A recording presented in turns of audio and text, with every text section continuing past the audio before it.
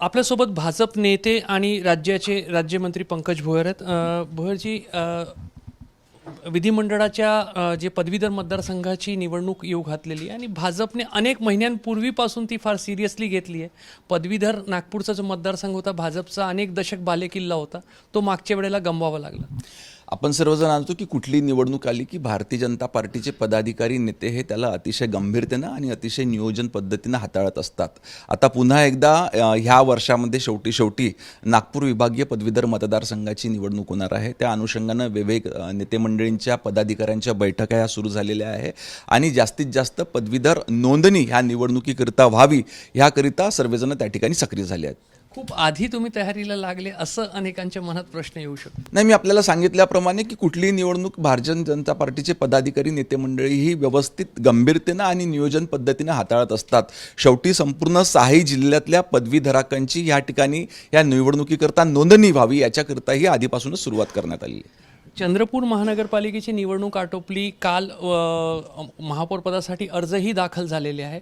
बहुमत जो आहे कोणाला नसला तरी आकड्यांचा जो खेळ आहे तो सध्या काँग्रेसकडे झुकताना दिसतंय. नाही, चंद्रपूर महानगरपालिकेच्या निवडणुकीत त्या ठिकाणी पार पडल्या.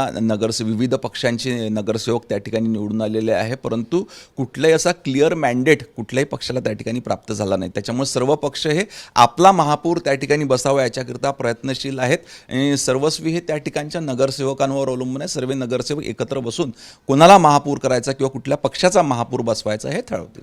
भाजप ही प्रयत्न करणार निश्चितपणे ज्या पद्धतीनं विरोधक प्रयत्न करत असतात त्या पद्धतीनं भाजपच्या पदाधिकाऱ्यांना देखील वाटतं की आपला महापौर त्या ठिकाणी बसला पाहिजे. पण भाजपला जर महापौर बसवायचा असेल तर शिवसेना, उद्धव बाळासाहेब ठाकरे या पक्षाची मदत घेतल्याशिवाय दुसरा मार्ग नाही असं दिसतंय. तर राज्याच्या राजकारणात 2 वेगळ्या ध्रुवांवर असलेले हे पक्ष चंद्रपुरात एकत्रित येतील का? स्थानिक स्वराज्य संस्थांच्या निवडणुका ह्या वेगळ्या असतात आणि शेवटी राज्याच्या देशाच्या निवडणुका ह्या वेगळ्या असतात. स्थानिक स्वराज्य संस्थांच्या निवडणुका लढत असताना तिथले काही स्थानिक प्रश्न असतात किंवा स्थानिक काही त्यांच्या आपसी संबंध असतात, त्या भरोश्यावर त्या ठिकाणी एकत्रीकरण होत असते.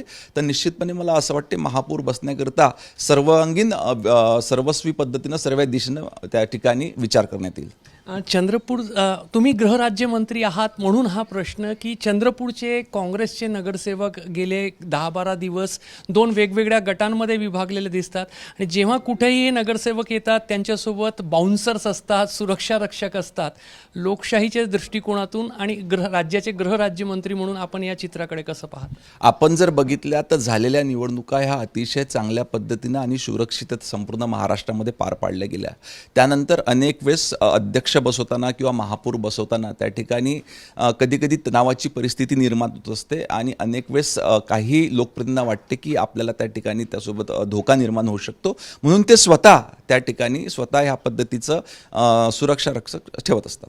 अखेरचा प्रश्न, अजितदादांचा जो दुर्दैवी विमान अपघात झाला त्याच्या संदर्भात रोज वेगवेगळे आरोप केले जात आहेत. त्यांचे आधार असतील किंवा नसतील, चौकशी कशा प्रकारे होईल आणि त्या संदर्भात राज्य सरकारची भूमिका काय? अजितदादांसारखे कर्तव्यदक्ष नेते ह्या महाराष्ट्राने दुर्दैवी एका अपघातामध्ये त्या ठिकाणी आपण गमावून बसलेलो आहोत.